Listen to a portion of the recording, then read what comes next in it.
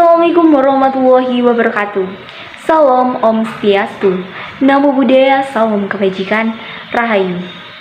Sebelumnya, perkenalkan dan perkenankanlah saya, Siska Vimala Nugrahini, NPM 24403011139, Program Studi Pendidikan Bahasa dan Sastra Indonesia, Rombel A.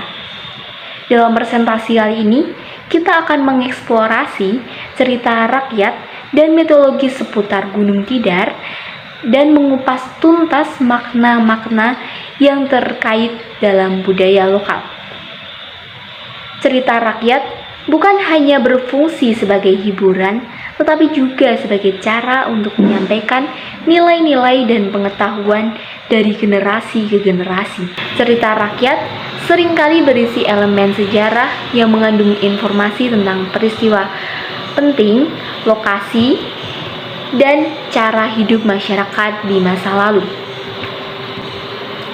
Selanjutnya, untuk lokasi, Gunung Tidar ini terletak di Kabupaten Magelang, Jawa Tengah. Tentunya jika kalian merupakan warga asli Magelang, pasti sudah tidak asing lagi dengan yang namanya Gunung Tidar. Gunung Tidar memiliki ketinggian sekitar 900 meter, yang mana dalam budaya masyarakat sekitar, Gunung Tidar dipandang sebagai tempat yang sakral dan penuh dengan cerita yang mengandung nilai-nilai kehidupan. Selain itu, keberadaan gunung ini telah menginspirasi berbagai legenda dan mitos yang mencerminkan hubungan manusia dengan alam. Salah satu cerita rakyat terkenal adalah legenda Ratu Tidar. Konon katanya, Kanjeng Ratu adalah sosok perempuan yang dipercaya sebagai penjaga Gunung Tidar dan memiliki kekuatan spiritual. Cerita ini menggambarkan bagaimana ia membantu masyarakat dalam menghadapi bencana. Asal-muasal nama Tidar sendiri memiliki banyak versi. Ada salah satu versi menyebutkan bahwa nama Tidar ini berasal dari kata mati dan mudar. Jadi, karena angkernya Gunung Tidar dalam waktu dulu, maka kalau ada orang yang mendatangi gunung tersebut, kalau tidak mati ya mudar. Menurut cerita yang ada, konon tidak ada yang berani mendatangi kawasan ini, karena tempat ini ditunggu oleh jin dan setan yang dipenghuni oleh Kiai Semar, namun bukan Semar Punokawan yang dimaksud di cerita itu ya.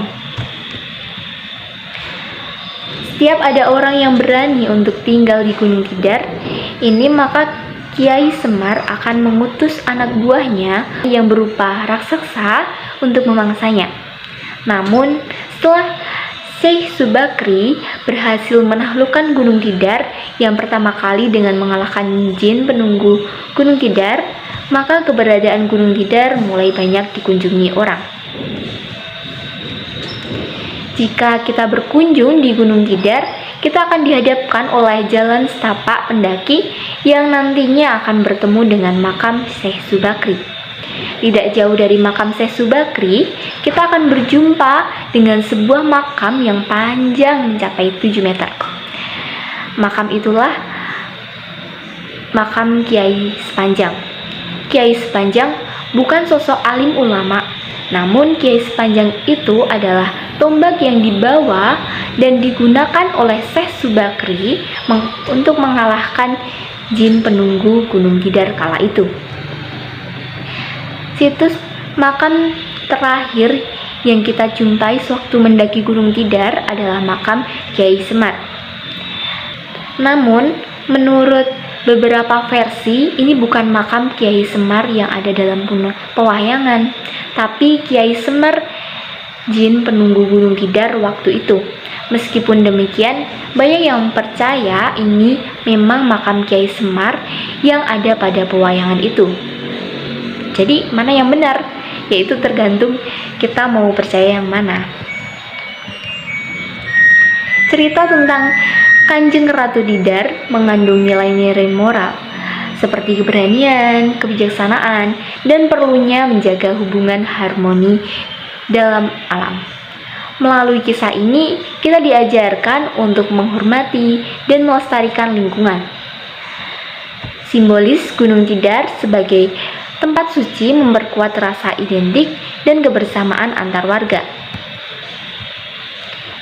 Nah, cerita rakyat ini tidak hanya menjadi bagian dari tradisi lisan, tapi juga mempengaruhi praktik budaya dan ritual masyarakat.